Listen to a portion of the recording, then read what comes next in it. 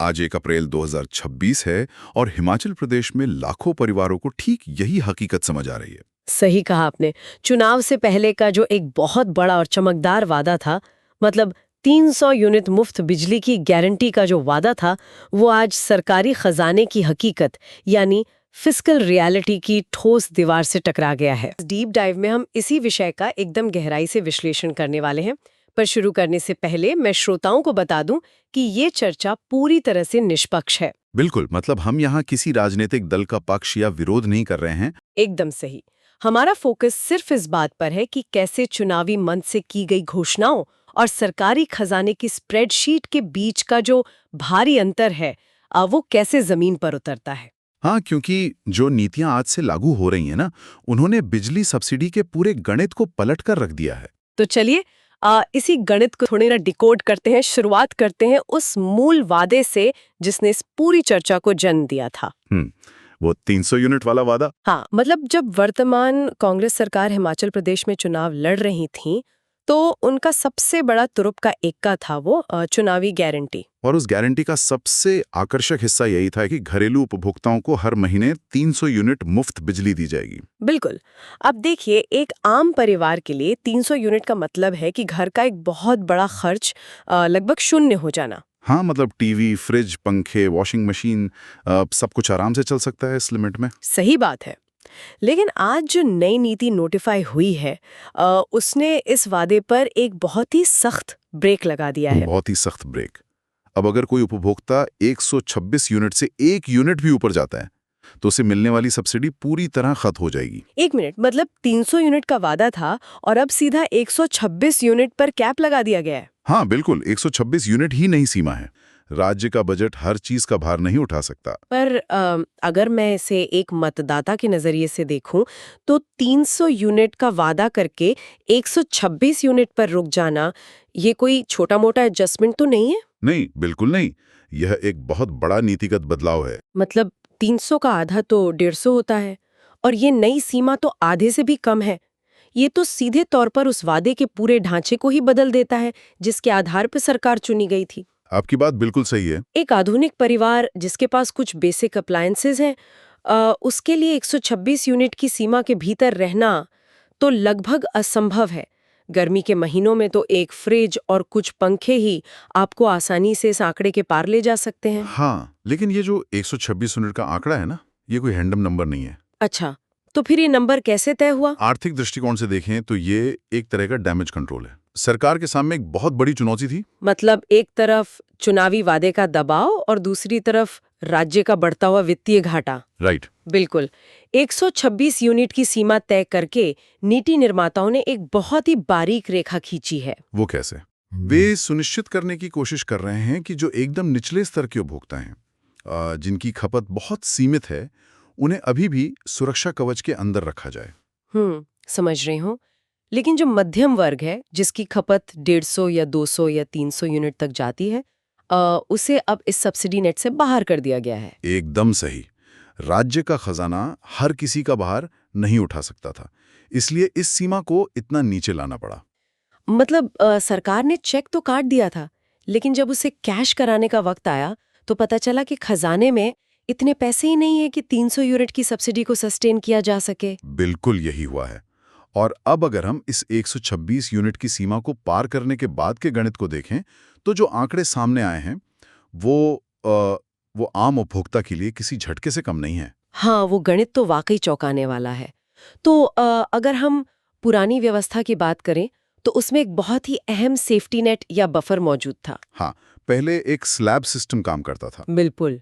अगर कोई परिवार 126 यूनिट से ज्यादा और 300 यूनिट तक बिजली खर्च करता था, तो उसे 1.73 रुपए प्रति यूनिट की दर से सब्सिडी मिलती थी। सही कहा आपने।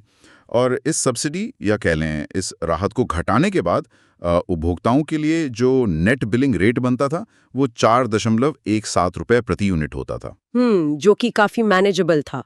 लेकिन अब तो तस्वीर पूरी तरह बदल गई है ना? हाँ, और यही वो जगह है जहां आज से यानी 1 अप्रैल 2026 से सबसे बड़ा आर्थिक प्रभाव महसूस किया जाएगा। मतलब वो जो 1.73 रुपए की सब्सिडी का बफर था वो पूरी तरह से हटा लिया गया है। पूरी तरह से। नई व्यवस्था के तहत 126 यूनिट का कांटा पार करते ही घरेलू उपभोक्ताओं को सीधा 5.89 रुपए प्रति यूनिट की दर से बिल चुकाना होगा। बाप रे, 4.17 रुपए से सीधा 5.89 रुपए।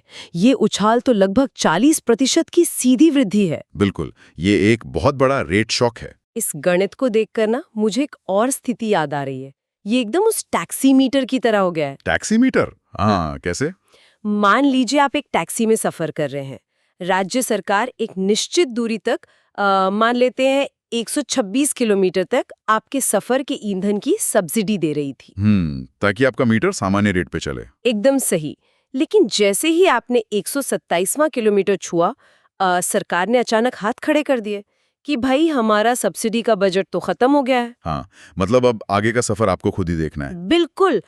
अब आपको न सिर्फ आगे के सफर का प्रीमियम नाइट चार्ज देना है, बल्कि उस अतिरिक्त भार को पूरी तरह खुद उठाना है। 4.17 से सीधा 5.89 की छलांग कोई क्रमिक वृद्धि नहीं है।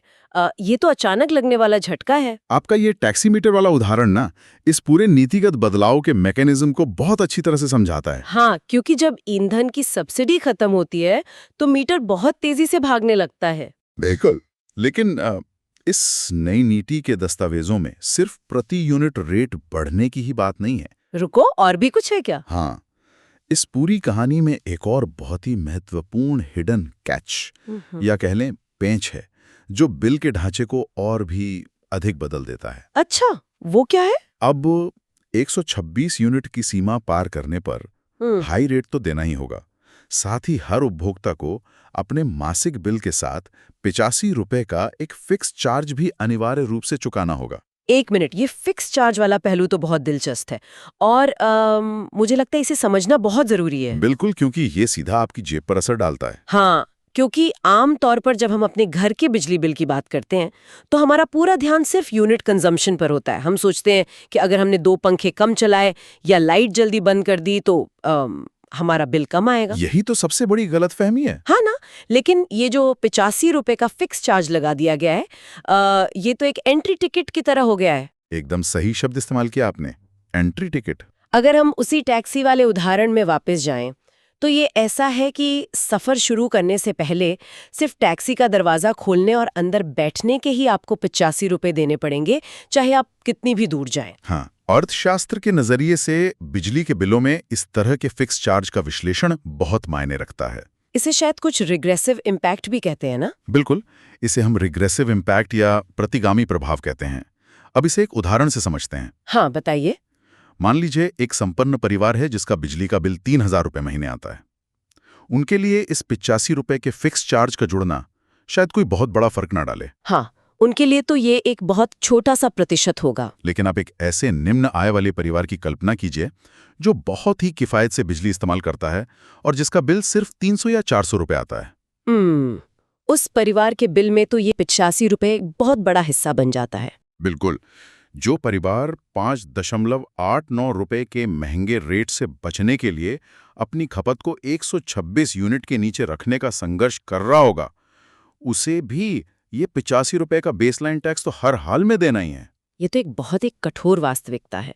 मतलब एक तरफ आप कह रहे हैं तो बिजली बचाइए और दूसरी तरफ आप एक ऐसा चार्ज लगा रहे हैं जो उपभोक्ता के व्यवहार या उसकी बचत पर निर्भर ही नहीं करता। कि राजनीति में गारंटी शब्द ने आज के दौर में घोषणा पत्र की जगह ले ली है। हाँ, आजकल हर जगह बस गारंटी सुनाई देती है। और गारंटी शब्द सुनने में ऐसा लगता है जैसे ये पत्थर की लकीर है जिसमें कोई शर्त नहीं होगी। लेकिन जब ये नीति जमीन पर उतरती है तो अर्थशास्त्र अपना काम करता है। बिल्कुल, अर्थशास्त्र को आप दरकिनार नहीं कर सकते। जो 300 यूनिट का एक बिना शर्त वाला वादा लग रहा था, वो अब कई फिल्टर से गुजरकर हम तक पहुंच रहा है। और यही इस पूरे विश्लेषण का सबसे महत्वपूर्ण हिस्सा है। तो चलिए इस पूरे गणित को एक बार स्पष्ट रूप से समेट लेते हैं ताकि श्रोताओं को कोई भी भ्रम न रहे। तो पहली और सबसे बड़ी बात, 300 यूनिट मुफ्त बिजली का जो बड़ा चुनावी वादा था वो अब एक सख्त डेटा कैप में बदल गया है। अब ये सीमा सिर्फ 126 यूनिट पर आकर रुक गई है। सही कहा। दूसरी बात, जैसे ही कोई भी परिवार 126 यूनिट की इस नई सीमा को पार करता है, जो 1.73 रुपए की सब्सिडी उन्हें पहले मिलती थी, वो अब 0 हो गई है। बिल्कुल 0। और इसके परिणाम स्वरूप उनका प्रति यूनिट रेट 4.17 रुपए से छलांग लगाकर सीधा 5.89 रुपए हो गया है, जो कि एक बहुत बड़ा जंप है। हाँ। और तीसरी सबसे अहम बात, इस महंगे रेट के साथ साथ हर उपभोक्ता के बिल में 85 रुपए का एक नया फिक्स चार्ज भी अनिवार्य रूप से जोड़ दिया गया है। और हम याद रखना चाहिए कि ये सारा गणित कोई भविष्य की योजना नहीं है, बल्कि आज 1 अप्रैल 2026 से ये एक जमीनी हकीकत बन चुका है। मतलब जो बिल अब उपभोक्ताओं के घरों में आएंगे, वे इसी नए फॉर्मूले पर आधारित होंगे। बिल्कुल। इस पूरे घटनाक्रम से हम जो सबसे बड़ा सबक सीख सकते हैं वो ये है कि राजनीतिक मंच से बोले गए शब्द और सरकारी खजाने से जारी किए गए बजट के बीच हमेशा एक बहुत बड़ा गैप होता है। क्योंकि अर्थशास्त्र के नियमों को राजनीतिक इच्छा शक्ति से पूरी तरह झुकाया नहीं जा सकता। एकदम सटीक बात कही आपने। इस पूरी चर्चा ने मुफ्त शब्द के पीछे छिपी हुई असली कीमत को बहुत ही बारीकी से सामने ला दिया है। हाँ, क्योंकि मुफ्त असल में कभी कुछ होता नहीं है। बिल्कुल। जब हम इस तरह की नीतियों की परतों को खोलते हैं, तो ये साफ हो जाता है कि अर्थव्यवस्था में हवा से कुछ भी पैदा नहीं होता। सही कहा। जो सब्सिडी एक जगह से दी जाती है, उसकी कीमत किसी न किसी रूप में किसी न किसी और तरीके से वसूल ही ली जाती है। हाँ, चाहे वो बढ़े हुए रेट्स के रूप में हो या फिर फिक्स चार्ज के रूप में। तो इस पूरी डीप डाइव के अंत में इन सभी आंकड़ों और गणित से परे एक बहुत ही गहरा वैचारिक सवाल उभर कर आता है। हाँ, मैं भी वही सोच रहा था। हम जब भी कोई नया फोन लेते हैं या इंटरनेट का कोई अनलिमिटेड प्लान सब्सक्राइब करते हैं, तो हम बहुत ही ध्यान से उन बारीक छपे हुए नियम और शर्तों को पढ़ने की कोशिश करते हैं। बिल्कुल, टर्म्स एंड कंडीशंस तो हम सब देखते हैं। हाँ, क्योंकि हम ये मानकर चलते हैं कि कॉरपोरेट विज्ञापनों में कहीं ना कहीं कोई पेंट जरूर होगा। लेकिन जब बात चुनावी लोकतंत्र की आती है, जब कोई राजनीतिक मंच से गारंटी शब्द का इस्तेमाल करता है, तो क्या हमें वहां भी वही सतर्कता नहीं दिखानी चाहिए? ये एक बहुत ही शानदार सवाल है। जब वादों के 300 यूनिट और हकीकत के 126 यूनिट के बीच इतना बड़ा फासला हो सकता है, तो क्या भविष्य में हमें किसी भी राजनीतिक गारंटी के नीचे छिपे हुए उस फाइन प्रिंट को पहले से ही खोजना शुरू नहीं कर देना चाहिए?